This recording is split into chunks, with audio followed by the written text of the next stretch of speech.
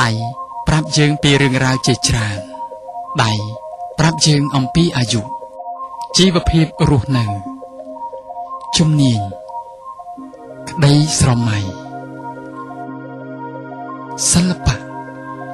ឬចំពោះអ្នកខ្លះដែលមានជំនឿអាចឲ្យដឹងអំពីអនាគតខាងមុខដូច្នេះដៃមានប្រយោជន៍ខ្លាំងណាស់សម្រាប់យើងប៉ុន្តែបើយើងមិនថែរក្សាដៃឲ្យបានស្អាតទេដៃអាចផ្ដល់ទុក្ខទោសឲ្យយើងវិញមានន័យថាបើយើងលាងដៃដោយមិនប្រើសាប៊ូទេយើងមិនអាចជម្រះមេរោគទាំងអស់ចេញពីដៃយើងបានឡើយដូច្នេះដើម្បីថែរក្សាដៃយើងកុំឲ្យមានមេរោគនិងមានសុវត្ថិភាពយើងត្រូវលាងដៃនឹងសាប៊ូឲ្យបានស្អាតជានិច្ច សូមលាងដៃឲ្យបានស្អាតជានិច្ចជាមួយសាប៊ូឬផេះ